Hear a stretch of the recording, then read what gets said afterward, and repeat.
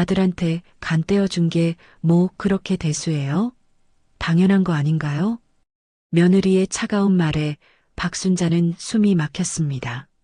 아들을 위해 자신의 간을 내어주었지만 돌아온 것은 집에서 나가라는 통보뿐이었습니다. 남편도 몸이 저런데 어머님까지 돌볼 자신 없어요. 하지만 아들과 며느리는 몰랐습니다. 버려진 어머니의 눈물 속에서 가장 처절하고 통쾌한 복수가 조용히 계획되고 있었다는 것을요. 이제부터 모든 것을 빼앗긴 어머니의 마지막 반격이 시작됩니다. 오늘도 사연 끝까지 함께 해주세요. 간이식 수술 후 꼬박 3주의 시간이 흘렀습니다. 움직일 때마다 칼로 베는 듯한 아픔이 수술 부위를 훑고 지나갔지만 이마저도 아들을 위한 것이라 생각하니 견딜만 했습니다.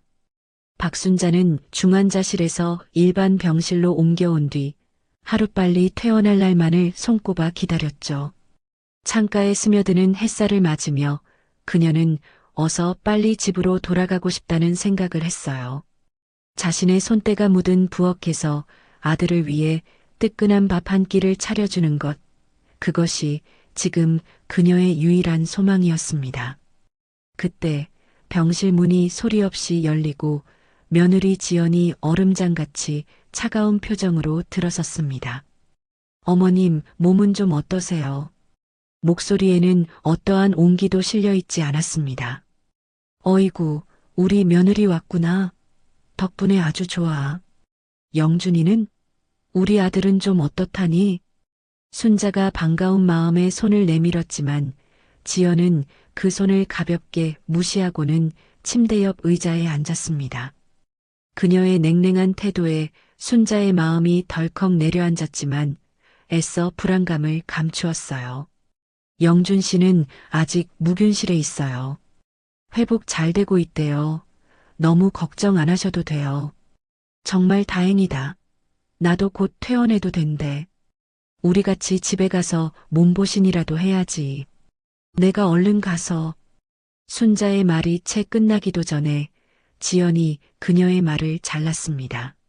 어머님, 지연의 목소리는 얼음처럼 차가웠습니다. 사실 오늘 그 집에 대해서 드릴 말씀이 있어서 왔어요. 지? 우리 집에 무슨 일 있니? 순간 지연의 입가에 알 수 없는 미소가 스쳐 지나갔습니다. 그것은 비웃음에 가까운 미소였죠. 어머님, 이제 그 집은 우리 집이 아니라 저희 집이에요. 뭐라고? 그게 무슨 소리야, 아가. 우리 집, 너네 집이 어디 있니? 다 같이 사는 집이지. 순자가 애써 웃으며 말했지만 지연은 고개를 저었습니다. 아니요, 어머님. 법적으로 확실히 해야죠. 그 집, 이미 영준 씨에게 증여하셔서 소유주는 최영준, 바로 제 남편이잖아요. 지연은 마치 확인사살이라도 하듯 자신의 스마트폰을 꺼내 무언가를 보여주었습니다. 그것은 아들의 이름이 선명하게 박힌 부동산 등기부등본이었습니다. 보세요, 어머님. 소유주 최영준. 이제 어머님 이름은 어디에도 없어요. 완벽한 저희 집이죠. 순자의 눈앞이 아찔해졌습니다. 온몸의 피가 차갑게 식는 기분이었어요. 그래, 뭐 그게 그렇게 중요하니. 그래서 하고 싶은 말이 뭔데? 어머님, 이제 저희랑 같이 사실 수 없을 것 같아요. 저희도 이제 독립된 가정을 꾸려야 하고 솔직히 어머님을 모시고 살 형편도 안 돼요. 뭐라고? 내 집에서 나를 나가라고? 순자는 자신의 귀를 의심했습니다. 평생을 바쳐 일군 자신의 집에서 아들의 아내에게 쫓겨나리라고는 단 한 번도 상상해 본 적이 없었습니다. 어머님도 이해해 주셔야 해요. 영준 씨 병원비도 그렇고 저희 미래도 생각해야죠.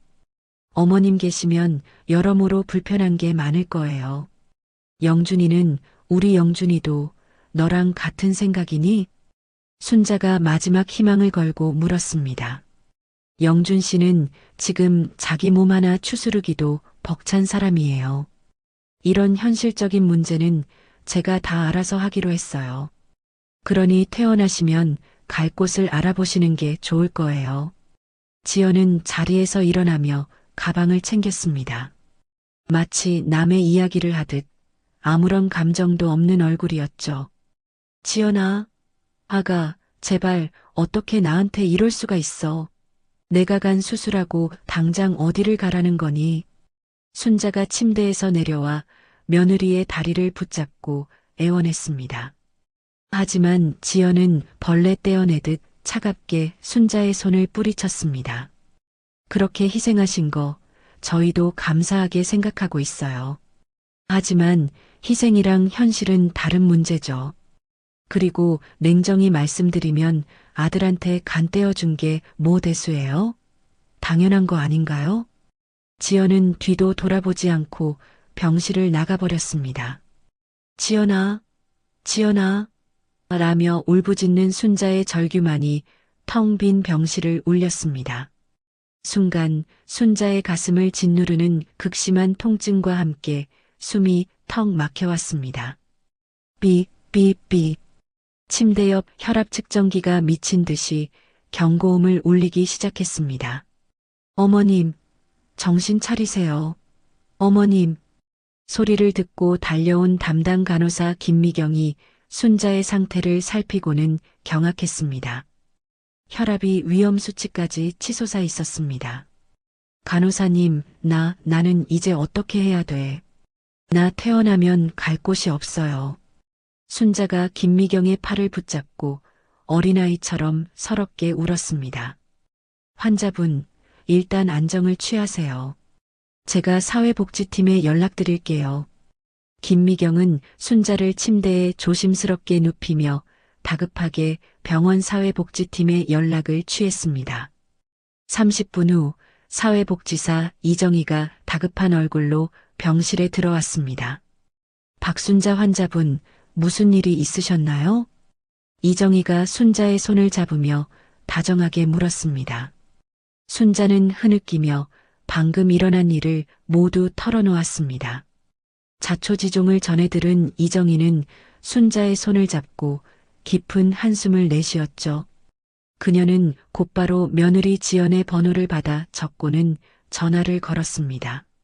몇 번의 신호음 끝에 연결된 지연의 목소리는 냉랭했습니다. 여보세요? 누구시죠? 저 한마음 병원 사회복지사 이정희라고 합니다. 어머님 퇴원 후 거처 문제 때문에 어머님한테 이 부분 말씀드렸는데요. 저희는 형편이 안 됩니다. 병원에서 알아서 처리해 주세요.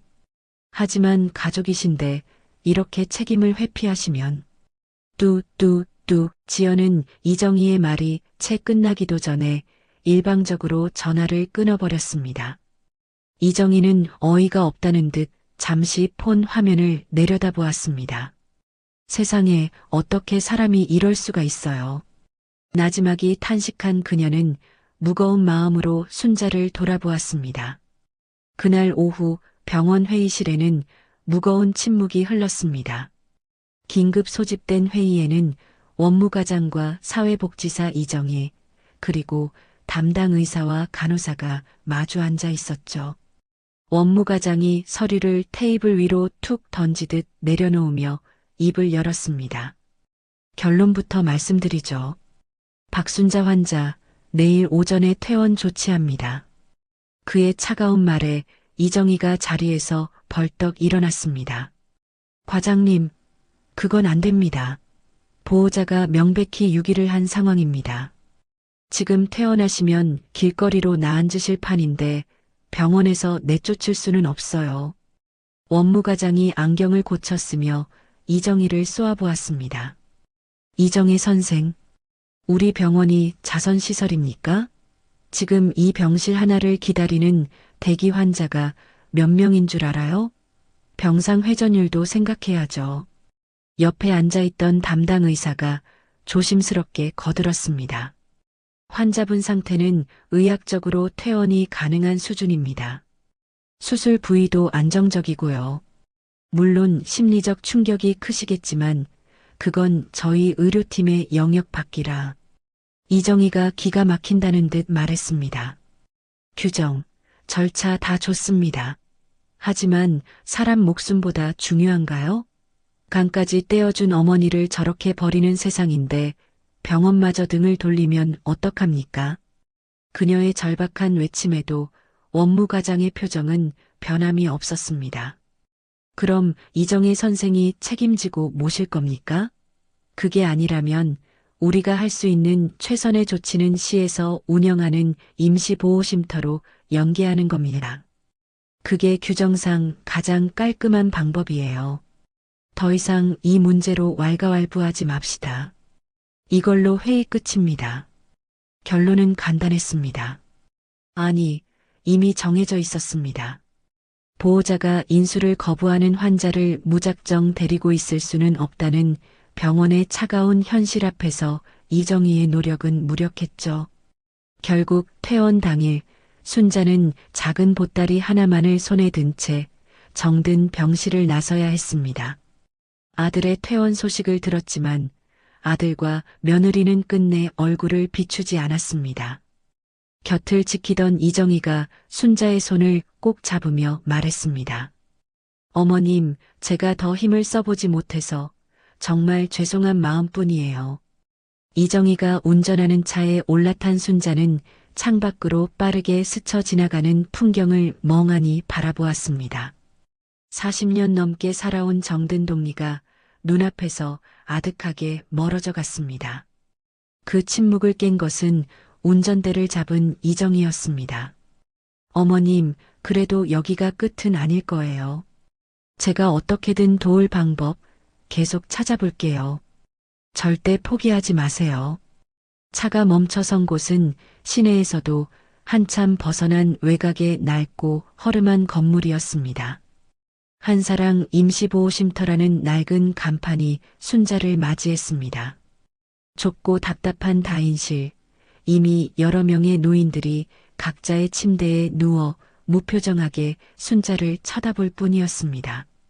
이정희는 순자를 구석진 침대까지 부축해주며 차마 떨어지지 않는 발걸음을 억지로 옮겼습니다. 어머님, 꼭 건강 잘 회복하셔야 해요. 무슨 일 있으시면 바로 연락 주시고요. 아셨죠? 순자는 그저 힘없이 고개를 끄덕였습니다. 이정희가 떠나고 순자는 그 자리에 힘없이 주저앉았습니다. 그날 밤 순자는 딱딱한 침대에 누워 잠 못 이루고 천장만 바라보았습니다. 낯선 잠자리, 사방에서 들려오는 다른 이들의 숨소리, 그리고 창밖으로 보이는 불빛은 눈물에 번져 흐릿하게만 보였습니다. 쉼터에서의 열흘은 살아있는 시간이 아니었습니다. 밤마다 잠을 설치는 것은 이제 일상이 되어버렸죠. 안 돼. 이렇게 있을 수는 없어. 어느 새벽 순자는 이를 악물고 자리에서 일어났습니다. 자신의 전 재산이나 다름없는 작은 보따리를 챙겨든 그녀의 얼굴에는 비장함마저 서려 있었죠. 쉼터를 나서는 발걸음은 천근만근 무거웠지만 정신만큼은 오히려 또렷해지는 기분이었습니다. 어디로 가야 한다는 목적지도 없었어요. 그저 발길이 닿는 대로 무작정 걷다 보니 어느새 익숙한 구청 건물 앞에 서 있었습니다. 그리고 바로 그때 무료법률 상담소라는 낡은 안내판이 순자의 시야에 운명처럼 들어왔습니다. 원래 절박해지면 뭐라도 잡게 되는 법이죠. 그래, 여기라도 가보자. 순자는 마지막 남은 용기를 쥐어짜 상담소의 문을 두드렸습니다. 안에서 들려오는 젊은 목소리에 순자는 마른 침을 삼키며 조심스럽게 안으로 들어섰습니다. 사무실 안에는 30 초반쯤으로 보이는 변호사 한 명이 서류를 보고 있었어요. 그는 순자를 발견하자마자 자리에서 일어나 환한 얼굴로 그녀를 맞았습니다. 어르신, 어서 오십시오. 저는 송민규 변호사입니다. 이쪽에 앉으시죠. 그의 친절함에 잠시 경계심을 푼 순자는 그가 권하는 의자에 앉았습니다. 고맙습니다. 박순자라고 합니다. 네, 어머님. 어떤 일 때문에 오셨는지 마음 편히 말씀해 주세요. 송민규 변호사의 따뜻한 말투에 순자는 자신도 모르게 마음의 빗장을 풀었습니다. 아들에게 간이식 수술을 하고 증여해준 집에서 쫓겨난 이야기, 그리고 그 아들과 며느리에게 어떻게 버려졌는지에 대한 이야기를 말이죠. 이야기를 듣는 내내 송민규는 마치 자신의 일인 것처럼 분노하고 안타까워했습니다. 정말 너무하네요. 어떻게 부모님께 그런 끔찍한 짓을. 변호사님, 제 집을 어떻게 되찾을 방법이 없을까요? 순자의 간절한 물음에 송민규는 무거운 표정으로 고개를 저었습니다. 어머님, 법이라는 게 참 냉정해서요. 이미 증여 절차가 완료된 재산을 되찾는 것은 현실적으로 매우 어렵습니다. 혹시 부양을 조건으로 한다는 내용의 서류 같은 것을 받아두셨나요? 아니요, 그런 건 없습니다. 그저 아들이 평생 잘 모시겠다고 눈물로 약속했을 뿐이에요. 이런 무료 법률 사무소에서 해결하기 좀 까다로운 문제네요. 혹시 금액을 지불하시고 의뢰를 맡겨보시는 건 어떠실까요? 순자의 눈앞이 다시 캄캄해지는 순간이었죠. 역시나 희망은 없는 것인가 체념하려던 바로 그때였습니다. 문득 순자의 뇌리를 스치는 얼굴이 하나 있었습니다. 변호사님, 혹시 최민규라는 변호사님을 아시는지요? 최민규 변호사님이요? 민규 법무법인의 대표 변호사님 말씀이십니까? 송민규의 목소리가 놀라움으로 한 톤 높아졌습니다. 마치 하늘의 별 같은 존재를 이야기하는 듯한 태도였어요. 어머, 그렇게 대단한 사람이 됐어요? 제가 예전에 순댓국집을 할 때 단골이었는데 돈 없는 학생이라 외상으로 밥을 먹여주곤 했죠. 세상에, 그 최민규 변호사님을 어머님께서 정말 대단하십니다. 지금 변호사업계에서는 신화 같은 분이세요. 그 청년이 그렇게 성공했다니 정말 다행이네요. 제가 당장 연락처를 알아봐 드리겠습니다. 어머님 사정이라면 절대로 그냥 지나치지 않으실 겁니다. 송민규는 마치 자기 일처럼 기뻐하며 컴퓨터로 무언가를 찾기 시작했습니다. 그렇게 순자는 민규 법무법인의 주소가 적힌 종이를 손에 쥐고 구청을 나섰습니다. 자신의 초라한 행색에 발걸음이 떨어지지 않았지만 순자는 이를 악물고 건물 안으로 들어갔습니다. 하지만 화려한 로비에서 칼 같은 정장을 입은 비서가 순자의 앞을 막아섰습니다. 어르신, 예약하고 오셨습니까? 그녀의 눈빛은 마치 낯선 침입자를 보는 듯 했어요. 아니, 예약은 못했는데 최민규 변호사님을 좀 만나러 왔습니다. 대표님은 예약 없이는 뵐 수 없습니다. 돌아가 주시죠. 비서의 냉정한 말에 순자가 어쩔 줄을 모르고 서 있을 때였습니다. 바로 그때 기적 같은 일이 일어났습니다.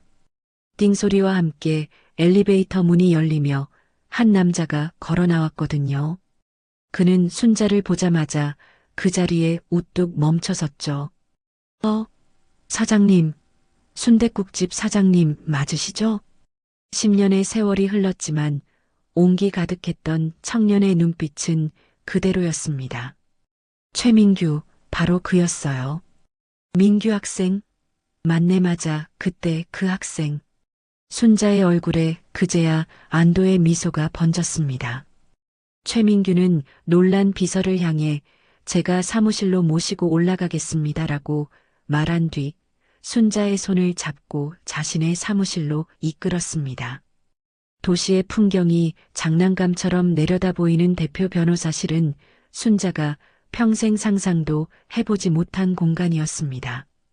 사장님, 정말 하나도 안 변하셨네요. 그때 사장님이 주신 따뜻한 순댓국 한 그릇이 없었다면 지금의 저도 없었을 겁니다. 지난 일을 뭘 그래요? 이렇게 멋지게 성공한 걸 보니 네 배가 다 부르네요.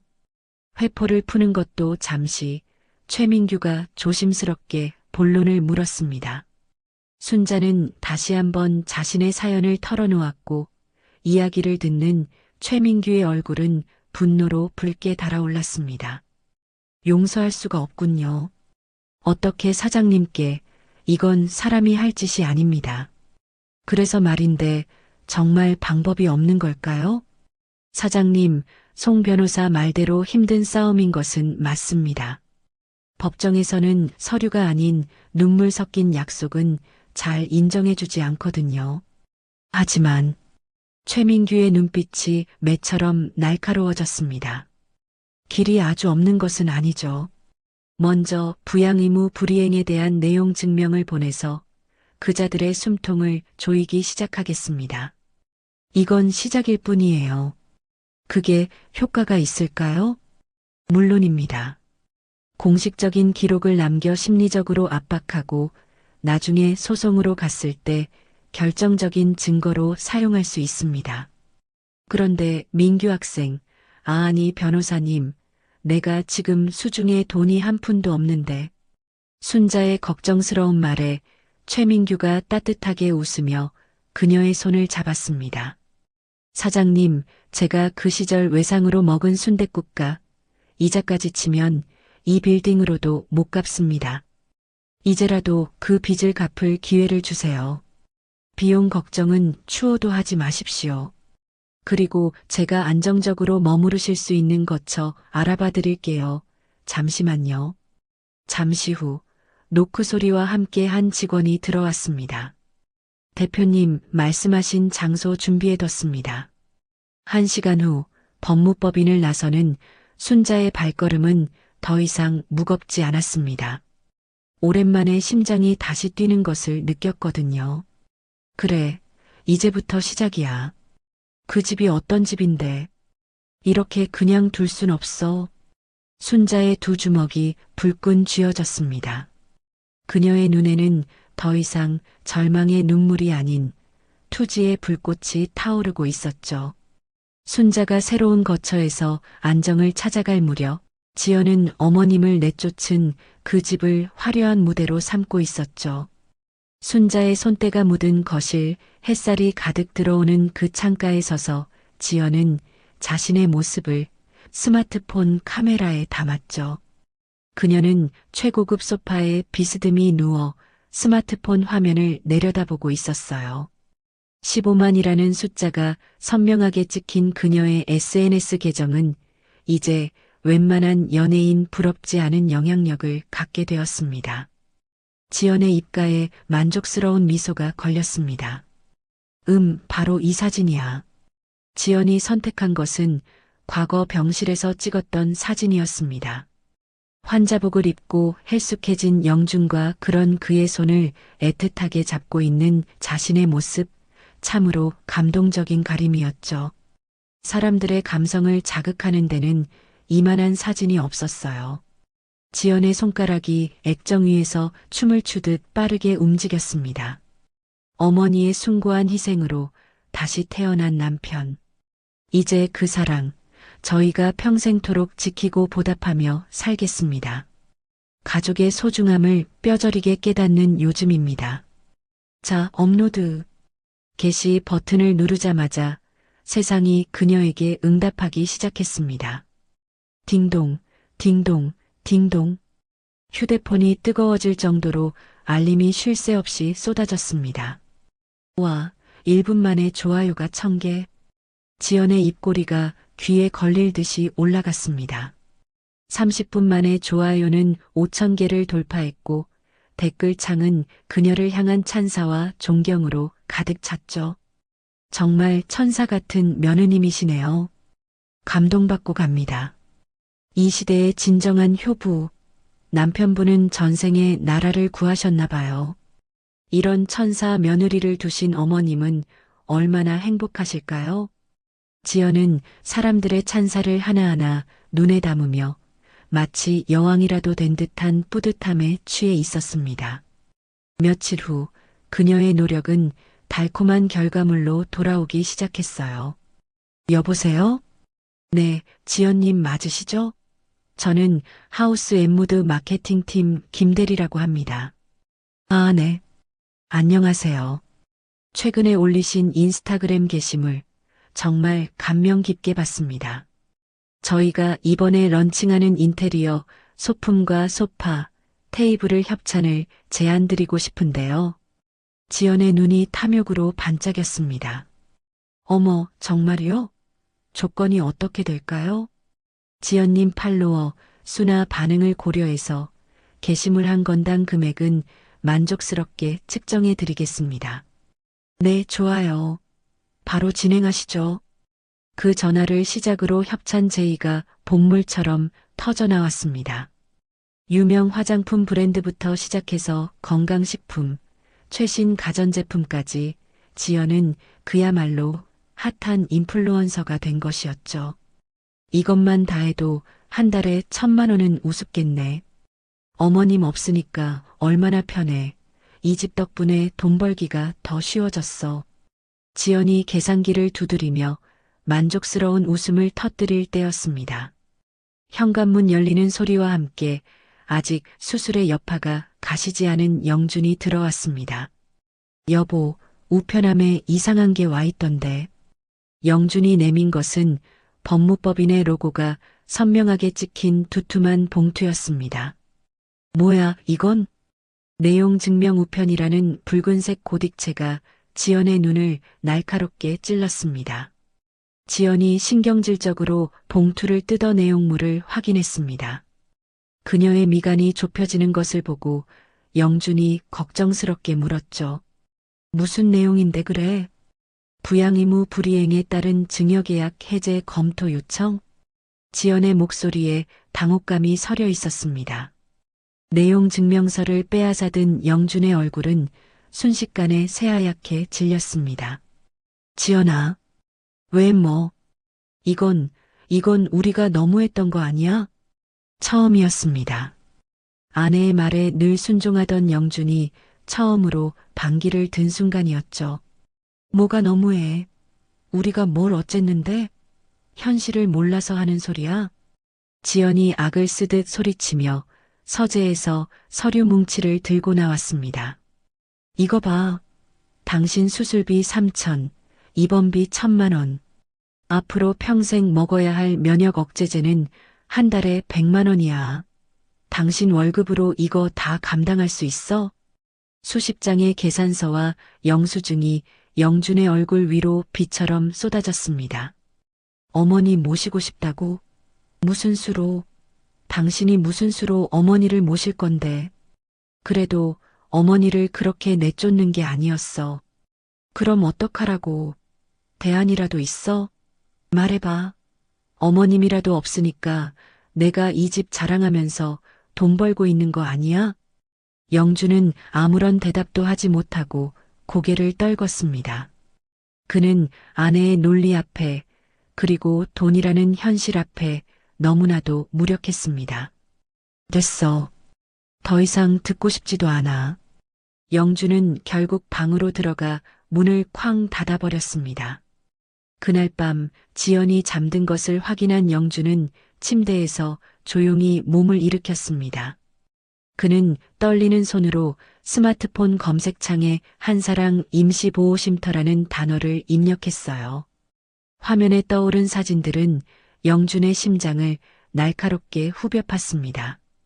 금방이라도 무너질 듯한 낡은 건물, 여러 명이 함께 쓰는 비좁은 방, 보기에도 비위생적인 공동 화장실? 우리 어머니가 이런 곳에, 아니야, 그래도 먹고는 살아야지. 영주는 터져나오는 울음을 삼키며 스마트폰을 꽉 쥐었습니다. 한편 같은 시각 순자는 차영희의 도움으로 옮긴 깨끗한 시설 휴게실에서 텔레비전을 보고 있었습니다. 요즘 주부들 사이에서 가장 인기 있는 재테크 인플루언서를 만나보겠습니다. 아나운서의 소개와 함께 화면에 등장한 얼굴은 순자의 숨을 멎게 만들었습니다. 바로 며느리 지연이었기 때문이죠. 그녀는 전문가 행세를 하며 환하게 웃고 있었습니다. 안녕하세요. 재테크 전문가로 활동하는 지연입니다. 지연 씨의 재테크 비결, 정말 많은 분이 궁금해 하시는데요. 별거 아니에요. 저희는 시어머님이 간이식을 해주신 덕분에 남편이 건강을 되찾았잖아요. 그래서 더 열심히 살아야겠다고 다짐했죠. 마침 시어머님께서 물려주신 소중한 자산을 기반으로 안정적인 부동산 투자를 시작한 게 큰 도움이 됐어요. 집이 참 예뻐서 너무 부럽더라고요. 아, 그렇죠. 저희 어머님 손때가 묻어 있는 집이에요. 저희 불편할까봐 지금은 나가서 살고 계시지만 저희 부부는 어머님의 사랑을 이 집에서 매일 느낀답니다. 순간 순자의 손이 부들부들 떨리기 시작했습니다. 불편할까봐? 순자가 분노를 참지 못하고 자리에서 벌떡 일어났습니다. 주변의 할머니들이 모두 놀라 순자를 쳐다봤죠. 순자는 아무것도 보이지 않는다는 듯 휴게실을 뛰쳐나갔습니다. 건물 밖으로 나온 그녀는 공중전화를 찾아 미친 듯이 두리번거렸어요.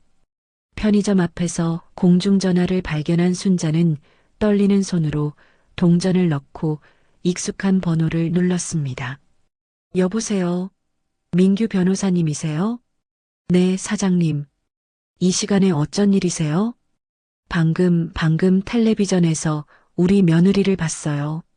네, 그게 정말입니까? 어떤 프로그램이었는지 알 수 있을까요? 더 이상 참을 수 없어요. 자비 같은 건 베풀지 않을 거예요. 끝까지 싸울 거예요. 알겠습니다. 곧바로 준비하겠습니다. 최민규의 목소리에도 서늘한 분노가 담겨 있었습니다. 그리고 그 시각 영주는 자신의 방에서 인터넷 뱅킹 화면을 보며 절망하고 있었습니다. 어머니께 단돈 10만 원이라도 보내드리고 싶었지만 재산 관리는 전부 아내 지연이 하고 있었기 때문에 그의 통장에 남은 돈은 고작 2만 3천 원뿐이었습니다. 다음 날 강남의 한 스튜디오는 값비싼 조명들이 뿜어내는 열기로 가득했습니다. 오늘의 주인공은 단연 지연이었죠. 그녀는 수천만 원을 호가하는 명품 가방을 옆에 두고 세상에서 가장 우아한 백조처럼 포즈를 취하고 있었어요. 카메라 플래시가 쉴 새 없이 터졌고 그녀는 한치의 흐트러짐도 없는 프로다운 모습이었습니다. 컷, 좋습니다. 지연님, 오늘 정말 완벽하시네요. 사진작가의 찬사에 지연은 우아하게 고개를 숙여 보였습니다. 고생 많으셨습니다. 촬영장을 나서는 그녀의 발걸음은 구름 위를 걷는 듯 가벼웠습니다. 계약서를 확인하며 입가에 번지는 미소를 숨길 수가 없었죠. 오늘 단 몇 시간의 촬영으로 그녀의 통장에는 500만 원이 들어올 예정이었습니다. 지하철역으로 향하던 그녀의 귀에 길거리에서 벌어지는 소란이 들려왔어요. 아줌마 외상은 절대 안 된다니까. 돈 없으면 내려놔요. 사장님, 제발 한 번만 봐주세요. 애가 너무 아파서 내일 일당 받으면 바로 와서 갚을게요. 네. 호떡 몇 개를 두고 노점상 주인과 한 중년 여성이 실랑이를 벌이고 있었습니다. 남루한 옷차림에 잔뜩 찌든 얼굴을 한 여성의 모습은 처절하기 그지없었죠. 하지만 노점상 주인은 단호하게 고개를 저으며 여자의 손에서 호떡을 빼앗아 버렸습니다. 결국 빈손으로 돌아서는 여자의 절망적인 뒷모습을 보는 순간 지연은 마치 망치로 머리를 맞은 듯 그 자리에 우뚝 멈춰 섰습니다. 순간 잊고 싶었던 과거의 기억이 예고도 없이 그녀의 뇌리를 덮쳤습니다. 까마득한 20년 전 지연이 초등학교 6학년이던 어느 날 오후였습니다. 학교를 마치고 집에 돌아온 어린 지연의 눈에 들어온 것은 집안 곳곳에 붙어있는 섬뜩한 붉은색 종이들이었어요. TV, 냉장고, 부모님의 장롱까지 집안의 모든 물건에는 압류라는 글자가 선명하게 찍혀 있었습니다. 어린 지연의 세상이 무너져 내리는 순간이었죠. 엄마, 이게 다 뭐야? 울먹이는 지연의 물음에 어머니는 눈물을 쏟으며 딸을 부서져라 끌어안았습니다. 우리 딸, 우리 이사 가야 해. 아빠는? 아빠는 어디 갔어? 아빠는 아주 먼 곳으로 출장 가셨어. 사실 아버지는 사채업자들을 피해 가족을 버리고 이미 도망친 후였습니다. 그날 밤 지연과 어머니는 단출한 보따리 하나씩을 든 채 모든 것이었던 집을 뒤로하고 어둠 속으로 나섰습니다. 골목 어귀에는 험악한 인상의 남자들이 그들을 지켜보고 있었죠. 어머니가 지연의 손을 잡고 미친 듯이 뛰기 시작했습니다. 그 차갑고 어두운 골목길을 달리며 어린 지연은 뼛속 깊이 다짐했습니다. 나는 절대로 이렇게 살지 않을 거야. 내 집은, 내 것은 그 누구도 빼앗아가지 못하게 할 거야. 저기요? 아가씨, 괜찮으세요? 한 행인의 목소리가 지연을 과거의 악몽에서 현실로 끌어냈습니다. 아, 네, 괜찮습니다. 정신을 차린 지연은 아무 일 없었다는 듯 다시 발걸음을 옮겼습니다. 집으로 돌아온 그녀는 소파에 몸을 던지고는 습관처럼 스마트폰을 켰습니다. 어느새 팔로워는 16만 2천 명을 넘어서고 있었죠.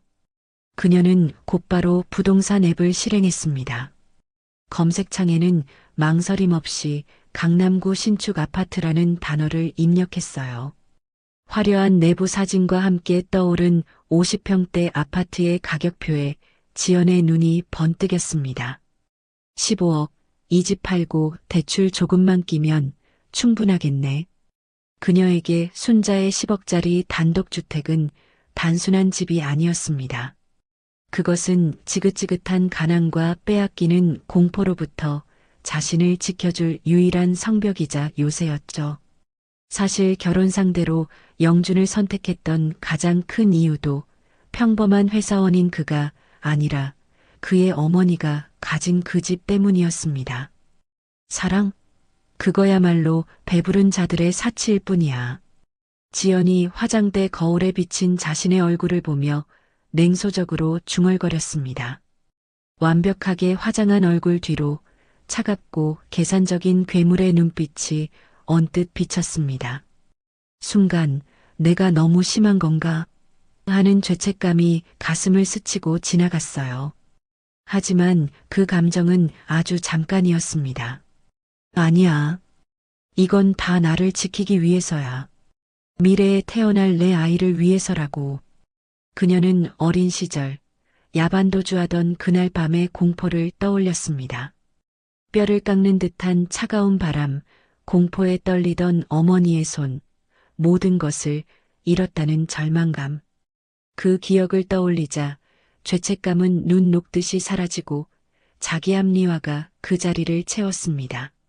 시어머니는 어차피 연세도 많으시잖아. 나는 앞으로 살아갈 날이 훨씬 더 많아. 내 인생이 더 중요해. 지연은 다시 스마트폰을 들고 강남의 아파트 매물들을 샅샅이 훑기 시작했습니다. 최고의 학군, 완벽한 편의시설, 상류층의 라이프 스타일. 상상만으로도 짜릿했죠. 시어머니 한 분의 희생으로 우리 가족 모두의 미래가 보장되는 거잖아. 이건 이기적인 게 아니라 현명한 선택이야. 그녀는 스스로를 완벽하게 설득시킨 후 SNS 라이브 방송을 켰습니다. 카메라 앞에서 그녀는 다시 천사의 얼굴을 했습니다. 안녕하세요, 여러분. 여러분의 제가 왔어요. 수백 명의 시청자가 순식간에 몰려들었고 댓글창은 그녀를 향한 찬양으로 도배되었습니다. 여러분 덕분에 제가 이렇게 행복하게 살고 있어요. 이 감사함 앞으로 좋은 모습으로 꼭 보답할게요.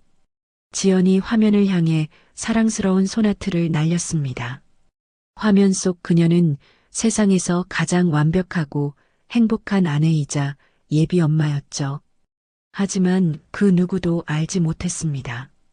카메라가 비추지 않는 그녀의 진짜 마음속에는 과거의 상처가 만들어낸 괴물이 돈에 대한 강박적인 집착을 먹으며 무럭무럭 자라나고 있다는 것을 말입니다. 최민규 변호사가 마련해준 거처는 따뜻하고 안전했지만 순자는 그저 가만히 앉아 변호사의 연락만 기다릴 수는 없었습니다. 창밖을 바라보며 며칠을 보내던 그녀는 마침내 자리에서 벌떡 일어났습니다. 아니야. 이건 변호사님이 아니라 내 인생이고 내 싸움이야. 이렇게 앉아서 당하고만 있을 수는 없어. 그녀는 수동적으로 도움만 받는 피해자가 되기를 거부했습니다. 뭐라도 해야 했습니다. 내 편을 모으고 내 억울함을 증언해줄 사람들을 직접 찾아야 했습니다. 순자의 뇌리에 가장 먼저 떠오른 것은 수십 년간 정을 나눴던 동네 시장 사람들이었습니다. 그래, 시장으로 가자. 그곳에는 아직 나를 기억하고 내 편이 되어줄 사람들이 있을 거야. 순자는 작은 보따리를 챙겨들고 다시 세상 밖으로 나섰습니다. 버스를 타고 도착한 옛 동네 근처 시장은 여전했지만 그곳을 걷는 자신의 처지는 너무나도 달라져 있었습니다. 한참을 걷자 허기가 몰려왔습니다. 순자는 마지막 남은 자존심을 억누른 채 시장 어귀에 있는 무료 급식소의 긴 줄 맨 끝에 조용히 섰습니다. 모두가 비슷한 처지인 듯 그들의 얼굴에는 삶의 고단함이 깊게 새겨져 있었죠. 할머니는 처음 뵙는 얼굴이네. 앞에 서 있던 할머니 한 분이 순자에게 말을 걸어왔습니다.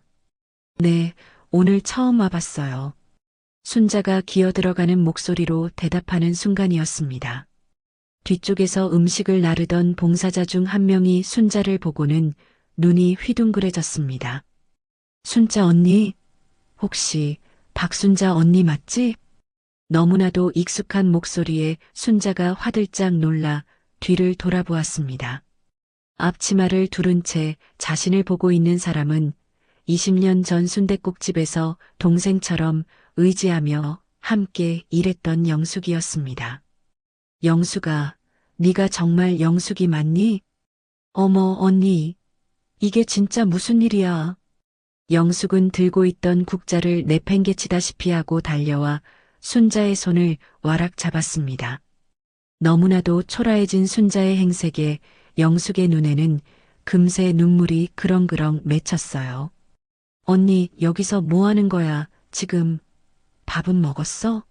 아니, 그보다 왜 여기에? 얘기가 좀 길어. 나중에.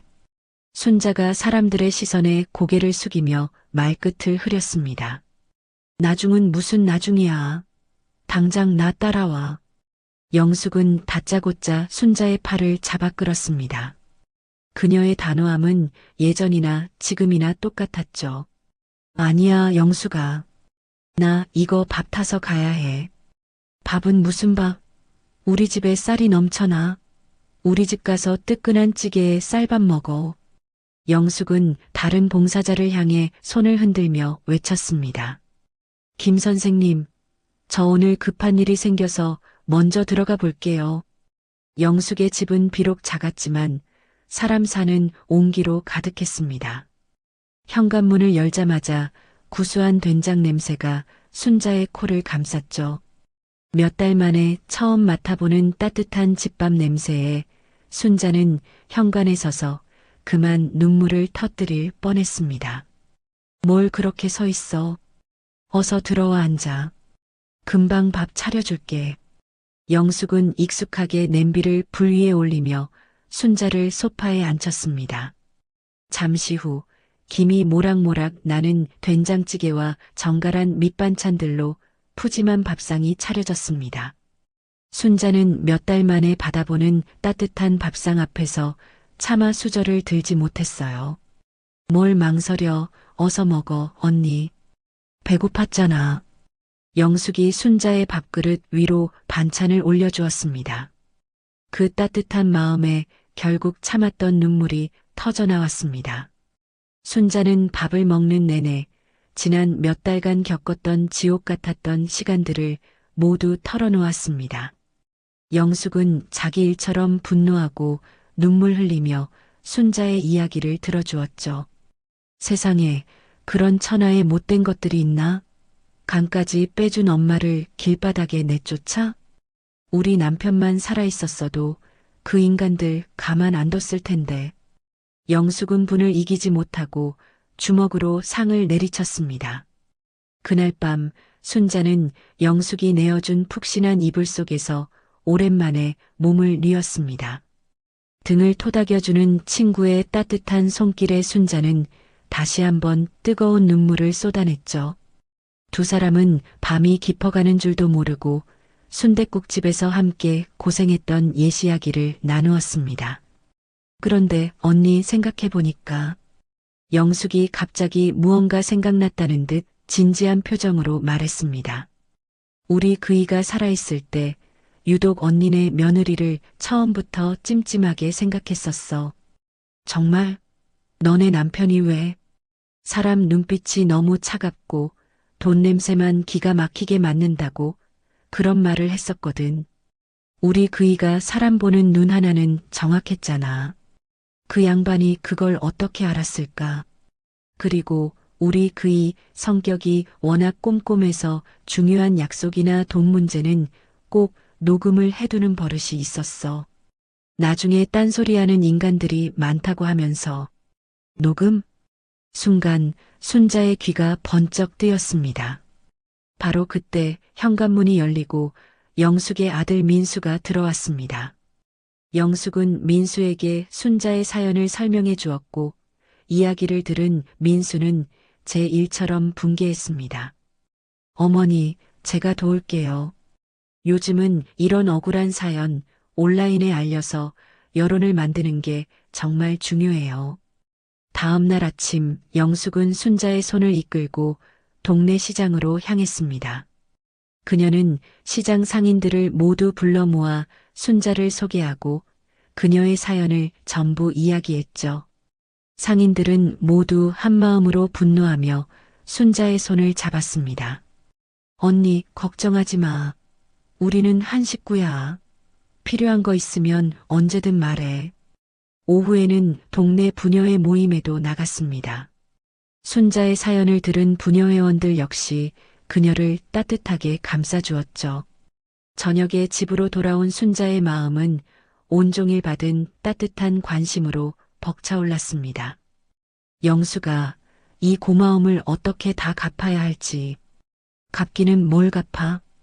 이제 다시 힘내서 싸워야지, 언니. 영숙이 순자의 어깨를 굳게 잡았습니다. 순자는 비로소 환하게 웃었습니다. 몇 달 만에 처음으로 되찾은 진짜 웃음이었어요. 혼자가 아니라는 사실, 그것만으로도 순자는 다시 싸울 용기를 얻었습니다. 영숙의 집에서 지낸 며칠은 순자에게 몇 년 만에 찾아온 평화와도 같았습니다. 따뜻한 밥과 친구의 온정 속에서 그녀의 마음속 상처도 조금씩 아물어가고 있었죠. 하지만 신세만 지고 있을 수는 없는 노릇이었어요. 순자는 뭐라도 도울 일을 찾아 집안을 서성였습니다. 영수가 나 뭐 도울 일 없어? 가만히 앉아만 있으려니 좀이 쑤셔서 그래. 마침 설거지를 마친 순자의 물음에 영숙이 이마에 땀을 닦으며 천장을 가리켰습니다. 아, 그럼 언니. 저기 다락방 정리하는 것 좀 도와줄 수 있어? 우리 그이 유품이 잔뜩 쌓여 있는데 혼자 하려니 영 엄두가 안 나네. 그거야 좋지. 얼른 하자. 두 사람은 사다리를 놓고 삐걱거리는 다락방으로 올라갔습니다. 다락방은 켜켜이 쌓인 먼지와 시간의 냄새로 가득했습니다. 오랫동안 사람의 발길이 닿지 않은 공간이었죠. 죽은 남편의 흔적이 고스란히 남아있는 곳이었어요. 어휴, 정말 많기도 하다. 너네 남편 물건을 잘 못 버리는 성격이었나 봐. 말도 마, 언니. 낡은 셔츠 하나도 버리지를 못했어. 뭐든 다 추억이라고. 영숙이 먼지 쌓인 상자를 옮기며 대답했습니다. 두 사람은 가장 큰 상자부터 열어보기로 했습니다. 상자 안에는 낡은 흑백 앨범과 빛바랜 편지, 그리고 손때 묻은 기념품들이 가득 담겨 있었습니다. 어머, 언니 이것 좀 봐. 우리 결혼식 사진이네. 영숙이 풋풋했던 시절의 사진을 들고 소녀처럼 웃었습니다. 순자도 앨범을 넘겨보며 아련한 추억에 잠겨들었죠. 그러다 한 장의 사진 앞에서 순자의 손길이 우뚝 멈췄습니다. 영수가 이 사진 좀 봐봐. 그것은 순자의 집 거실을 배경으로 찍은 단체 사진이었습니다. 아들 영준과 며느리 지연, 그리고 순자와 영숙 부부가 함께 모여 있었죠. 아, 이거 기억난다. 영준이가 간암 진단받고 나서 우리가 언니네 집으로 영준이 보러 갔을 때 찍은 거네. 맞아. 그날 다들 모여서 앞으로 어떻게 해야 할지 의논했잖아. 순자가 고개를 끄덕이며 사진을 자세히 들여다보던 그때였습니다. 사진 속 철수의 손에 들린 작고 검은 물체가 순자의 눈에 들어왔습니다. 영수가 이것 좀 봐. 너네 남편 손에 들려있는 이게 뭐야? 순자가 가리킨 곳을 본 영숙의 눈이 동그랗게 커졌습니다. 어머, 이거 녹음기잖아. 녹음기. 그날 녹음기를 가지고 있었다고? 맞아. 생각났어. 그날 우리 그이가 언니네 가면서 그랬어. 혹시 모르니 녹음기 챙겨간다고. 중요한 얘기가 오고 갈 것 같다고. 영숙의 목소리가 흥분으로 떨리기 시작했습니다. 순자의 심장 역시 미친 듯이 뛰기 시작했어요. 그럼 혹시 그때 나눴던 이야기들이? 며칠 전에 내가 말했잖아. 언니, 우리 그이는 중요한 일은 꼭 녹음해두는 버릇이 있었다고. 영숙이 자리에서 벌떡 일어났습니다. 두 사람은 마치 보물이라도 찾는 사람들처럼 다급하게 상자들을 뒤지기 시작했습니다. 먼지가 풀풀 날리고 땀이 비오듯 흘렀지만 멈출 수가 없었죠. 찾았다. 언니, 여기 카세트 테이프들이 잔뜩 있어. 영숙이 먼지 쌓인 상자 안에서 수십 개의 테이프를 꺼내 들었습니다. 테이프마다 철수의 꼼꼼한 글씨체로 제목이 적혀 있었어요. 이거야. 가족 모임이라고 쓰여 있는 테이프가 있어. 순자가 떨리는 손으로 테이프 하나를 집어들었습니다. 플레이어는 어디 있지? 두 사람의 눈이 다급하게 다락방 구석구석을 훑었습니다. 그리고 마침내 낡은 상자 더미 뒤에서 먼지를 뒤집어 쓴 카세트 플레이어를 발견했습니다. 순자는 기도하는 마음으로 플레이어의 전원 버튼을 눌렀습니다. 다행히 희미하게 전원불이 들어왔습니다. 제발. 영숙이 떨리는 손으로 테이프를 넣고 재생 버튼을 눌렀습니다. 치지직 하는 소음과 함께 테이프가 돌아가기 시작했습니다. 두 사람은 숨을 죽이고 플레이어에 귀를 기울였습니다. 잠시 후 귀에 익은 목소리들이 기적처럼 흘러나오기 시작했습니다. 어머니, 정말 죄송해요. 제가 이런 몹쓸 병에 걸려서. 괜찮다, 아들아. 이 엄마가 있는데 뭐가 걱정이야. 아들 영준과 자신의 목소리였습니다. 두 사람은 서로의 손을 꼭 잡은 채 그날의 대화에 빠져들었습니다. 영준의 울먹이는 목소리, 간이라도 내어주겠다던 자신의 목소리, 그리고 어머니, 정말 면목 없지만 수술비와 치료비 때문에 혹시 집은 걱정하지 마라. 내 이름으로 미리 증여해 줄 테니 편하게 대출받아 수술비랑 치료비 마련해. 정말이세요, 어머니? 그럼 내 아들 아프다는데 이깟 집이 뭐 대수라고. 어머니, 제가 맹세할게요. 평생 어머니를 제 등에 업고 살겠습니다. 이 은혜, 죽을 때까지 잊지 않고 치료 잘 받아서 어머니 평생을 모실게요. 영준의 절절한 약속이 울음 섞인 맹세가 다락방 안에 선명하게 울려 퍼졌습니다. 녹음이 끝나고 테이프가 멈추자 다락방에는 무거운 정적만이 흘렀습니다. 순자와 영숙은 한참 동안 아무 말 없이 서로를 바라보기만 했죠. 순자야, 영수가. 두 사람은 서로를 부둥켜 안고 뜨거운 눈물을 쏟아냈습니다. 절망의 구렁텅이에서 찾아낸 한 줄기 빛이었습니다. 이게 증거가 될 수 있을까? 그럴 것 같아. 순자는 녹음기를 가슴에 꼭 끌어안았습니다. 그것은 단순한 기계가 아니라 아들의 배신을 증명하고 자신의 억울함을 풀어줄 유일한 희망이었습니다. 고마워. 하늘에서 너네 남편이 나를 도왔나 봐. 순자는 눈물을 훔치며 먼저 간 영숙의 남편에게 감사를 전했습니다. 순자의 눈빛이 그 어느 때보다도 강렬하게 빛났습니다. 당장 변호사님께 가자. 언니, 이걸 들려드려야 해. 그래, 어서 가자. 순자는 소중하게 녹음기를 품에 안고 다락방을 내려왔습니다. 마침내 반격의 무기를 손에 넣은 그녀의 얼굴에는 승리를 확신하는 미소가 번지고 있었습니다. 순자는 기적처럼 찾아온 녹음기를 마치 자신의 심장처럼 품에 꼭 안고 있었습니다. 영숙과 함께 올라탄 택시 안 창밖의 풍경은 눈에 들어오지도 않았죠. 오직 이제 곧 시작될 싸움에 대한 생각뿐이었어요. 기사님, 제발 조금만 더 빨리 가주세요. 아주 중요한 일이라서요.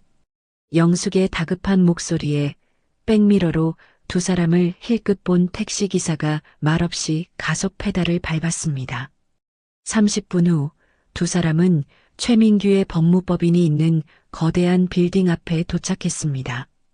순자는 떨리는 손으로 최민규에게 전화를 걸었습니다. 변호사님, 저 순자예요. 지금 1층 로비인데 아주 급한 일이 생겨서요. 네, 사장님? 무슨 일이십니까? 일단 바로 올라오세요. 엘리베이터가 고층으로 올라가는 동안 순자의 심장도 함께 빠르게 솟구치는 듯 했습니다. 언니, 괜찮아? 손이 얼음장 같네. 영숙이 순자의 떨리는 손을 따뜻하게 잡아주었습니다. 응, 괜찮아.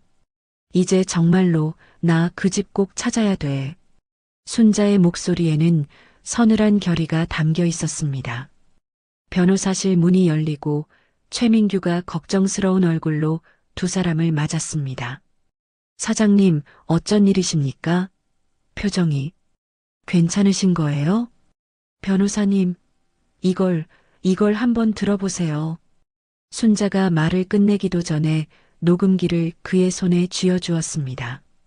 최민규는 의아한 표정으로 녹음기를 받아들었죠. 이게 뭔가요? 영준이가 그때 한 약속이 다 녹음되어 있어요. 순자의 흥분된 목소리에 최민규의 눈이 순간 커졌습니다. 사무실 안으로 들어간 순자와 영숙은 다락방에서 녹음기를 발견하게 된 경위를 숨 가쁘게 설명했습니다. 모든 이야기를 들은 최민규는 믿을 수 없다는 표정으로 녹음기의 재생 버튼을 눌렀습니다. 어머니, 제가 맹세할게요. 평생 어머니를 제 등에 업고 살겠습니다. 영준의 울음 섞인 목소리가 고요한 변호사실에 울려 퍼졌습니다.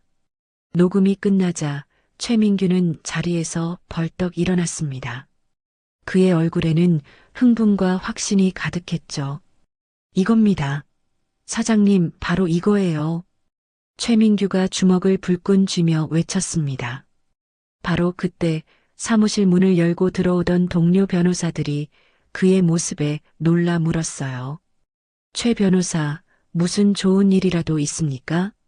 두 분, 이것 좀 들어보시죠. 최민규가 다시 녹음 파일을 재생했습니다. 파일이 끝까지 재생되자 동료 변호사들의 입에서도 감탄사가 터져나왔습니다. 와, 이건 뭐 빼도 박도 못하는 증거네요. 이 정도 증거가 있었다니 완전히 이긴 게임이에요. 최민규가 화난 얼굴로 순자의 손을 잡았습니다. 사장님, 정말 축하드립니다. 이제 이 소송, 승소 확률이 90%를 넘어섰습니다. 정말요? 제가 정말 이길 수 있단 말이에요? 그럼요. 이 녹음 파일은 아드님이 부양을 조건으로 집을 증여받았다는 부담부 증여 계약을 명백히 입증합니다. 우리는 이제 증여 계약 해제 및 원상회복 청구 소송을 통해 집을 되찾아올 수 있습니다. 최민규의 자신감 넘치는 설명에 순자의 눈에 눈물이 고였습니다. 그때 영숙이 걱정스러운 얼굴로 물었죠.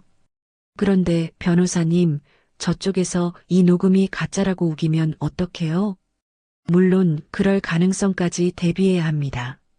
그래서 지금 바로 공신력 있는 기관에 음성 분석을 의뢰해서 이 파일이 조작되지 않은 진본임을 증명받겠습니다. 일주일이면 충분해요. 최민규는 즉시 행동에 착수했습니다.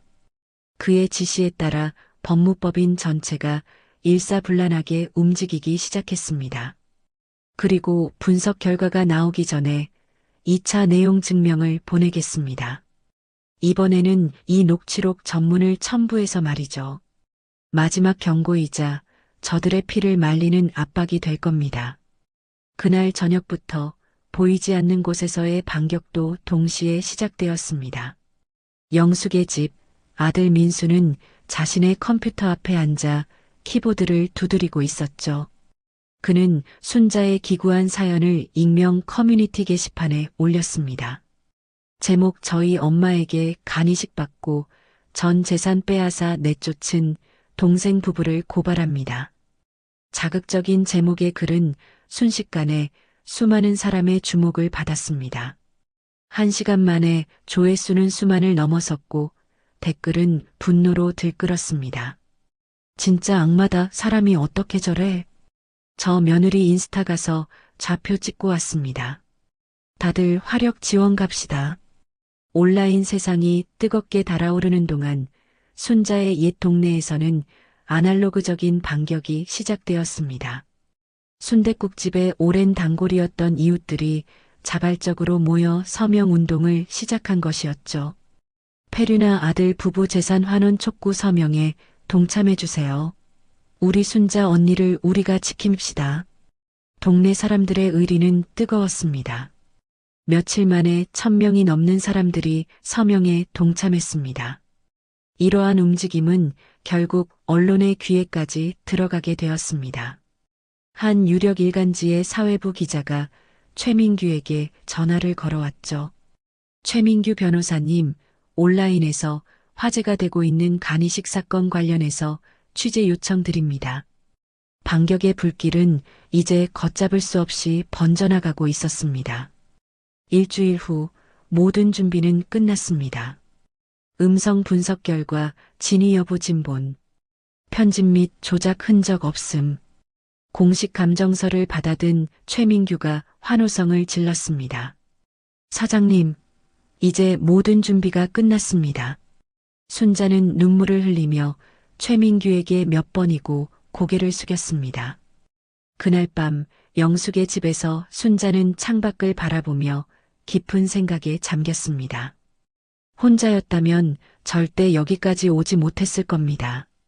최민규 변호사, 친구 영숙과 아들 민수, 그리고 얼굴도 모르는 수많은 사람의 응원. 그 모든 것이 모여 거대한 힘이 되었습니다. 영수가 정말 고맙다. 새삼스럽게 무슨. 이제 저것들 벌벌 떠는 꼴을 지켜보기만 하면 돼. 영숙이 순자의 어깨를 다독였습니다. 순자의 눈빛이 밤하늘의 별처럼 단단하게 빛나고 있었습니다. 이제 심판의 시간만이 남아 있었습니다. 강남의 한 부동산 중개사무소, 모든 것이 완벽하게 흘러가고 있었습니다. 영준과 지연은 지금 살고 있는 주택을 팔기 위해 그곳에 와 있었죠. 중개인은 만족스러운 얼굴로 서류를 정리하고 있었어요. 집이 워낙 상태도 좋아서 금방 팔릴 것 같습니다. 집 금액이랑 이것저것 확인할 게 좀 있는데 잠시만 기다려 주시겠어요? 네, 감사합니다.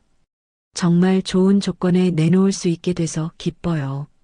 지연이 그 어느 때보다 환하게 웃으며 말했습니다. 그 집을 팔아 강남에 15억짜리 집을 사고 싶었던 그녀가 꿈꾸던 완벽한 삶이 드디어 손에 잡힐 듯 했습니다.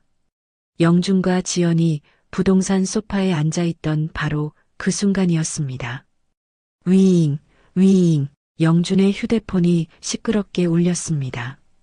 잠깐만. 택배 기사님 같은데. 영준이 화면을 확인하더니 미간을 찌푸렸습니다. 지금 받아야 한대. 본인 수령 필수인 내용 증명이라는데. 지금 지연의 목소리에 짜증이 가득 묻어나왔습니다. 글쎄, 발신인이 또 그 법무법인이야. 뭐라고? 지연의 얼굴이 순식간에 굳어졌습니다. 불길한 예감이 두 사람을 덮쳤죠. 영준과 지연은 집으로 돌아가 우편물을 받아 중개사무소로 돌아온 그는 떨리는 손으로 두툼한 봉투를 뜯었습니다. 뭐라고 쓰여 있는데? 지연이 초조하게 물었습니다. 하지만 영준은 아무 대답도 하지 못했습니다.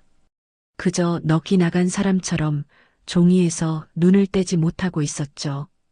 왜 그래? 뭔데 그래? 답답해진 지연이 서류를 확 낚아챘습니다. 그녀의 눈에 들어온 것은 녹취록이라는 세 글자였습니다. 어머니, 제가 맹세할게요. 평생 어머니를 제 등에 업고 살겠습니다. 자신이 뱉었던 말을 까맣게 잊고 있었던 그 맹세를 영준은 인쇄된 활자로 마주하고 말았습니다. 이게 정말 녹음되어 있었다고? 영준의 얼굴이 새하얗게 질렸습니다. 지연 역시 충격에 휩싸여 할 말을 잃었어요. 고객님들, 무슨 문제라도 있으신 겁니까? 두 사람의 심상치 않은 분위기를 감지한 중개인이 걱정스럽게 물었습니다. 그의 눈은 이미 녹취록이라는 단어를 흘끗 본 뒤였죠. 아, 아닙니다. 이건 그냥 저희 집안일이라. 죄송하지만 법적 분쟁의 소지가 있는 부동산은 저희가 중개해드리기 어렵습니다. 중개인의 목소리는 단호했습니다. 네, 그게 무슨 말씀이세요? 이 집 내놓으시는 건 일단 보류해야겠습니다. 안 돼요. 꼭 팔아야 돼요, 그 집. 지연이 날카롭게 소리쳤지만 중개인은 자리에 앉아 자기 업무에 집중하며 지연의 말을 무시했습니다.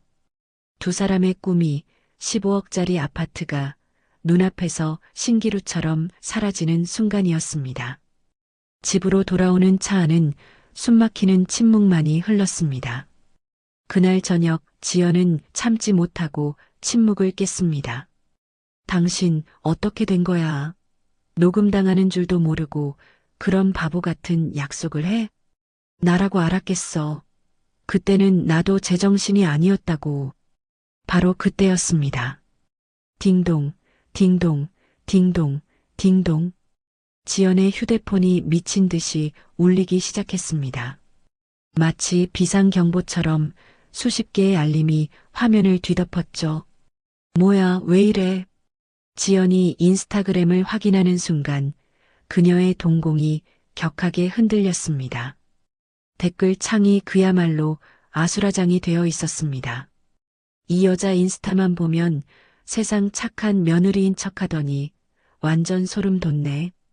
시어머니간 빼먹고 버린 악마. 당장 팔로우 취소합니다. 당신 같은 사람이 쓰는 물건은 절대 안 살 겁니다. 여보, 이것 좀 봐. 우리 얘기가 인터넷에 다 퍼졌어. 영준이 달려와 지연의 휴대폰을 들여다보았습니다. 간이식해준 어머니를 버린 페르나들 부부라는 제목의 글은 이미 수십만 명이 본 상태였죠. 끝도 없이 달리는 악성 댓글에 두 사람은 공포에 휩싸였습니다. 그런데 그 순간 거실 텔레비전에서 익숙한 단어가 들려왔습니다. 다음 소식입니다. 최근 온라인을 뜨겁게 달군 간이식 폐륜 부부 사건의 충격적인 진실이 드러났습니다. 본 방송사가 단독 입수한 녹취록에 따르면 두 사람의 고개가 동시에 텔레비전으로 향했습니다. 화면에는 자신들의 녹취록 내용이 자막으로 흐르고 있었어요. 음성 감정 결과 해당 녹취 파일은 어떠한 조작이나 편집 흔적이 없는 진본으로 확인되었습니다. 끝났어. 영준이 소파 위로 풀썩 주저앉았습니다. 그때부터 진짜 지옥이 시작되었습니다. 지연의 휴대폰으로 광고 협찬사들의 전화가 빗발쳤습니다. 지연 씨, 하우스 엠무드입니다. 죄송하지만 이번 계약은 해지하셔야겠습니다. 잠깐만요. 그건 오해. 회사 이미지에 막대한 타격이 왔습니다. 위약금 관련 내용은 추후에 다시 연락드리죠. 모든 전화가 일방적인 계약 해지 통보였습니다. 영준의 회사에서도 연락이 왔습니다. 최영준 씨, 당분간 대기 발령 조치하겠습니다. 회사 방침이니 따라주세요. 그날 밤 모든 것을 잃은 두 사람은 서로를 향해 이빨을 드러냈습니다. 다 당신 때문이야. 왜 그런 멍청한 약속을 해서 이 사단을 만들어? 뭐, 내 탓이라고? 당신이 돈에 눈이 멀어서 어머니를 그렇게 대하지만 않았어도. 닥쳐. 당신 수술비 때문에 시작된 일이잖아. 그 탐욕스러운 입 좀 다물어. 서로를 향한 저주와 비난이 집안을 가득 메웠습니다. 영준이 방문을 쾅 닫고 들어가 버리자 거실에 홀로 남은 지연은 무너져 내렸습니다. 그녀는 스마트폰을 들어 자신의 인스타그램을 확인했습니다. 16만 명이 넘던 팔로워 숫자가 실시간으로 추락하고 있었죠. 13만, 12만, 9만. 자신이 피땀 흘려 쌓아 올린 완벽한 성이 모래성처럼 허무하게 무너져 내리고 있었습니다. 온 세상이 그들의 위선을 손가락질하고 있었습니다. 사건이 언론에 보도된 지 사흘째, 영준과 지연은 순자의 집에 갇힌 채 세상과 단절되었습니다. 지연은 쉴 새 없이 악플이 달리는 SNS 계정을 붙들고 있었고, 영준은 공포와 분노를 이기지 못하고 술을 들이켰죠. 그것은 죄책감의 눈물이 아니라 모든 것을 잃을지도 모른다는 공포에서 비롯된 것이었습니다. 젠장, 그 늙은이가 어떻게 녹음 파일 같은 걸. 영준이 소주병을 벽에 집어 던지며 소리쳤습니다. 당신이 그때 그깟 약속만 안 했어도 녹음당하는 멍청이가 어디 있어. 지연이 날카롭게 쏘아붙였습니다. 두 사람은 더 이상 서로를 위로하는 부부가 아니었어요. 그저 파멸 직전의 공범자일 뿐이었습니다. 이대로 무너질 순 없어. 어머니를 직접 만나서 단판을 짓는 수밖에. 지연의 말에 영준은 마지막 지푸라기라도 잡는 심정으로 고개를 끄덕였습니다. 두 사람은 모자와 마스크로 얼굴을 가린 채 영숙의 집으로 향했습니다. 문을 연 영숙은 두 사람의 얼굴을 보자마자 경멸의 표정으로 문을 닫으려 했죠. 내 놈들이 여긴 어쩐 일이야. 당장 안 꺼져? 이모, 잠깐만요. 어머니 좀 뵙게 해주세요. 영준이 닫히는 문틈으로 발을 집어넣었습니다. 소란의 순자가 현관으로 나오자 지연이 기다렸다는 듯이 연기를 시작했습니다. 어머님, 저희가 정말 죽을 죄를 졌어요. 하지만 아들 한 번만 살려주세요. 지연이 바닥에 무릎을 꿇었지만 그 눈에는 눈물 한 방울 없었습니다. 영준 역시 고개를 숙였지만 그 모습은 참회가 아닌 협박에 가까웠어요. 어머니, 정말 이렇게까지 하셔야겠어요? 저희가 매달 용돈 두둑하게 챙겨드릴게요. 제발 소송 좀 취하해 주세요. 네. 아들 체면도 좀 생각해 주셔야죠. 그 말에 순자의 얼굴이 얼음장처럼 차갑게 굳었습니다. 용돈? 체면? 너희는 아직도 정신을 못 차렸구나. 어머님도 너무 이기적이신 거 아니에요? 어머님이 살리신 아들 목숨인데 이렇게 다시 죽이려고 하시는 거예요? 이제 와서 저희 미래는 어떡하라고 길바닥으로 내쫓으세요. 지연의 본색이 드러났습니다. 순자가 서늘하게 웃었습니다. 내가 너희를 내 집에서 당장 끌어내지 않은 것만으로도 감사하게 생각해라. 너희의 그 더러운 눈물과 변명은 판사 앞에서나 실컷 하려무나. 내 집은 내가 법으로 되찾을 거니까. 순자는 그대로 문을 닫아버렸습니다. 마지막 동아줄마저 끊긴 두 사람은 집으로 돌아와 서로를 저주하며 격렬하게 싸웠습니다. 사회적 평판은 바닥으로 떨어졌고 지연의 광고 계약과 영준의 직장도 위태로워졌습니다. 한 달 후 법정. 서늘한 공기가 감도는 법정 안은 숨막히는 정적에 휩싸여 있었습니다. 원고석에는 순자와 영숙 그리고 최민규 변호사가 앉아 있었고 피고인석에는 영준과 지연이 잔뜩 날이 선 표정으로 앉아 있었죠.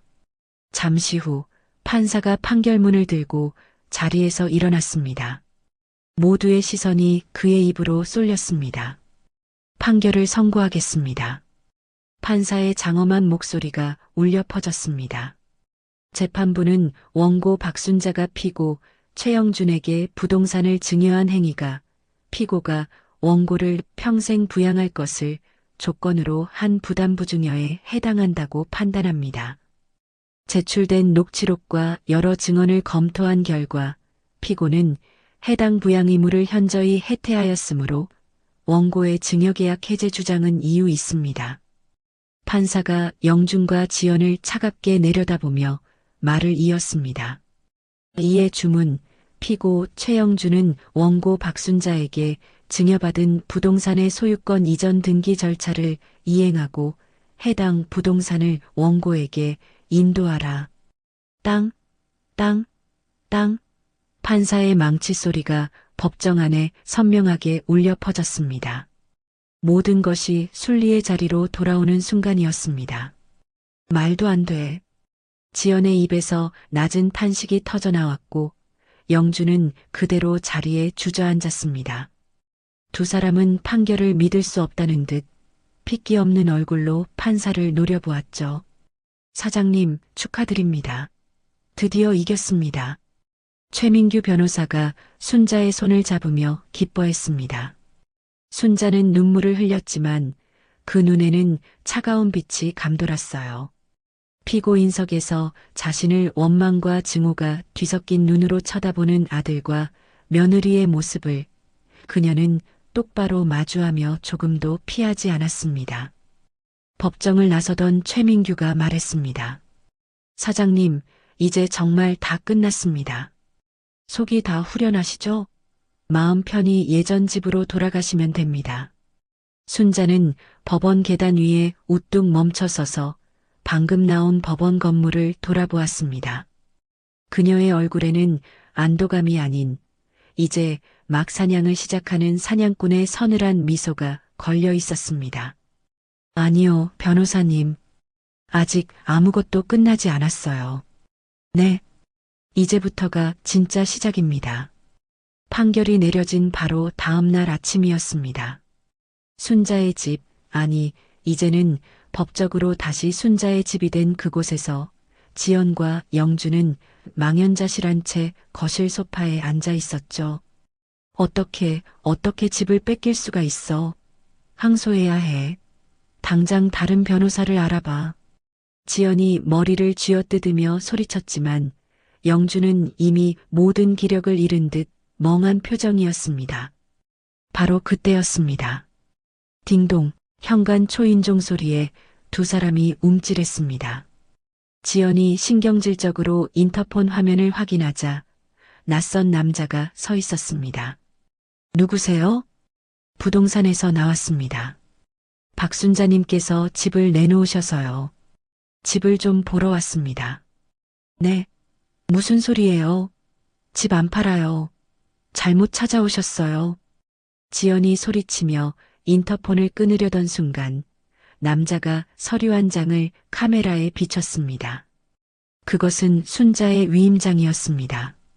잠시 후 비밀번호를 누르는 소리와 함께 현관문이 열리고 순자가 부동산 중개인과 함께 집 안으로 들어섰습니다. 어제까지와는 완전히 다른 이 집의 진짜 주인으로서 말이죠. 어머니, 지금 이게 무슨 짓이세요? 내 집에 내가 들어오는데 무슨 문제라도 있니? 순자의 목소리는 얼음장처럼 차가웠습니다. 집을 파시겠다고요? 그럼 저희는 어디서 살라고요? 영준이 다급하게 물었습니다. 순자는 그런 아들을 비웃음 섞인 눈으로 바라보았습니다. 그건 내가 알 바 아니지. 너희가 나를 내쫓을 때 내 걱정을 단 한 번이라도 했던가? 중개인 아저씨, 집 구석구석 잘 둘러보세요. 아주 튼튼하게 잘 지은 집입니다. 그날 이후 지옥 같은 시간이 시작되었습니다. 집을 보러 오는 사람들이 하루에도 몇 번씩 들락거렸고 영준과 지연은 자신들의 물건이 가득한 집에서 유령처럼 숨어 지내야 했습니다. 집은 일주일 만에 새로운 주인을 찾았습니다. 그리고 마침내 퇴거 통보서가 날아왔습니다. 일주일 내로 집을 비우지 않을 시 강제 집행에 들어가겠습니다. 마지막 날 두 사람은 쫓겨나듯 자신들의 짐을 꾸렸습니다. 지연이 악착같이 사모았던 명품 가방과 옷들, 영준의 서재를 채웠던 책들, 그 모든 것이 이제는 쓰레기처럼 보였습니다. 이삿짐 차를 부를 돈도 없어 두 사람은 낑낑거리며 짐을 나르고 있었죠. 그때 순자가 영숙과 함께 차를 타고 집 앞에 나타났습니다. 그녀는 차에서 내리지 않은 채 땀 흘리며 짐을 나르는 아들과 며느리의 비참한 모습을 창문 너머로 조용히 지켜보았습니다. 언니, 이제 속이 좀 후련해? 영숙이 묻자 순자는 고개를 저었습니다. 아니, 후련하지도 그렇다고 마음이 아프지도 않아. 그저 모든 것이 제자리로 돌아간 것뿐이야. 순자의 차가 미련 없이 떠나고 집 앞에는 이삿짐과 함께 덩그러니 남겨진 영준과 지연만이 서 있었습니다. 며칠 후 한적한 바닷가 마을의 작은 집. 순자와 영숙은 따뜻한 차를 마시며 창밖의 수평선을 바라보고 있었습니다. 그때 순자의 휴대폰에 은행에서 온 문자 메시지 한 통이 도착했습니다. 박순자 고객님 계좌에 10억 원이 입금되었습니다. 순자는 메시지를 확인하고는 조용히 휴대폰을 덮었습니다. 그녀의 얼굴에 오랜 고난 끝에 찾아온 진짜 평온한 미소가 처음으로 번졌습니다. 복수는 끝났고 마침내 그녀의 인생 2막이 시작되고 있었습니다. 인생 2막 온기를 나누는 순댓국집. 순자의 진짜 인생 2막은 모든 것을 잊게 할 만큼 아름다운 바닷가 마을의 작은 집에서 시작되었습니다. 그녀는 복수로 얻은 돈으로 자신을 과시하지 않았습니다. 대신 친구 영숙과 함께 소박하지만 평온한 일상을 가꾸는데 집중했죠. 두 사람은 매일 아침 함께 해변을 산책했고 작은 텃밭에 상추와 고추를 심으며 흙을 만졌습니다. 지옥 같았던 지난 시간들은 마치 다른 사람의 이야기처럼 아득하게만 느껴졌어요. 하지만 평생을 부지런하게 살아온 순자에게 마냥 쉬기만 하는 것은 오히려 고역이었습니다. 영수가 나 아무래도 가게를 하나 다시 해야 할 것 같아. 손이 근질거려서 못 살겠다. 그럴 줄 알았어, 언니.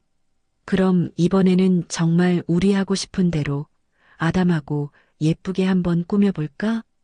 두 사람은 마을 어귀에 작은 상가를 얻어 순잔의 순댓국이라는 소박한 간판을 내걸었습니다. 예전처럼 돈을 벌기 위해 악착같이 일하는 곳이 아니었죠. 동네 사람들과 정을 나누는 사랑방 같은 공간이었습니다. 순자는 매일 아침 정성껏 육수를 우렸고 그녀의 순댓국은 금세 마을의 명물이 되었습니다. 특히 그녀는 자신처럼 힘든 시기를 보내는 사람들을 위해 매주 수요일마다 무료로 국밥을 나누어 주는 온기 나눔의 날을 만들었습니다. 시간이 흘러 첫눈이 내리던 어느 날 가게로 편지 한 통이 배달되었습니다. 그것은 최민규 변호사가 보내온 것이었습니다. 편지 안에는 서류 몇 장과 그의 진심이 담긴 글이 들어 있었죠. 사장님, 드디어 박순자 재단의 설립 허가가 나왔습니다. 사장님께서 기부해 주신 재산으로 앞으로 저와 동료 변호사들이 가족에게 재산을 빼앗긴 어르신들을 위한 무료 법률 지원 사업을 시작하겠습니다. 사장님께서 뿌리신 씨앗이 이제 더 많은 분께 희망이 될 겁니다. 순자는 서류를 가슴에 품고 한참 동안 창밖을 바라보았습니다. 자신의 고통이 다른 누군가를 위한 희망이 되었다는 사실에 가슴 벅찬 감동을 느꼈습니다. 그로부터 며칠 뒤 또 한 통의 편지가 도착했습니다. 이번에는 아들 영준에게서 온 것이었습니다. 순자는 잠시 망설이다 조용히 편지를 열었습니다. 편지에는 구차한 변명이나 용서를 구하는 말 대신 담담한 그의 근황이 적혀 있었어요. 어머니, 저는 지금 지방의 한 공사 현장에서 일하고 있습니다. 지연이와는 이혼했고 모든 빚을 제 이름으로 돌렸습니다. 몸은 고되지만 땀 흘려 돈을 버는 것이 얼마나 정직한 일인지 뒤늦게 깨닫고 있습니다. 평생을 이렇게 속죄하며 살겠습니다. 다시는 어머니 앞에 나타나지 않겠습니다. 부디 건강하십시오. 그리고 저를 살려주셔서 감사합니다. 순자는 편지를 다 읽고는 가게 밖 아궁이로 가 말없이 편지를 불태웠습니다. 타오르는 불꽃을 보며 그녀는 길고 길었던 아들과의 인연을 마음속에서 완전히 떠나보냈습니다. 그것은 용서가 아닌 완전한 이별이었습니다. 하지만 불꽃이 사그라드는 것을 끝까지 지켜보던 순자는 바람결에 실리듯 나지막이 속삭였습니다. 그것은 아들에게 닿지 않을 허공에 보내는 어머니로서의 마지막 혼잣말이었습니다. 그래, 힘들게 다시 얻은 너의 두 번째 삶. 다시는 헛되이 살지 말고 부디 내 앞가림하며 잘 살아라. 저녁 시간 가게에 마지막 손님이 나가고 순자와 영숙은 따뜻한 순댓국을 앞에 두고 마주 앉았습니다. 언니, 이제 정말 행복해 보인다. 응, 영숙아. 나 지금 정말 행복해. 내 이름으로, 내 힘으로 좋은 사람들과 온기를 나누면서 사는 거, 이게 진짜 내 인생이었나 봐. 순자가 환하게 웃었습니다. 가게 밖으로는 한방눈이 펑펑 쏟아지고 있었고 가게 안은 따뜻한 순댓국 연기로 가득했습니다. 모든 고난을 이겨내고 마침내 자기 자신으로 바로 선 그녀의 얼굴은 그 어떤 보석보다도 평온하고 단단하게 빛나고 있었습니다. 오늘 이야기 어떠셨나요? 혹시 끝까지 함께 해주신 분이 계시다면 잘 들었다고 댓글 하나만 남겨주세요. 여러분에게도 따뜻하고 빛나는 날들이 찾아올 거예요. 구독과 좋아요는 다음 이야기를 이어가는 큰 힘이 됩니다. 지금까지 오늘도 사연이었습니다. 더 깊고 따뜻한 이야기로 다시 찾아뵐게요. 편안한 하루 보내세요. 감사합니다.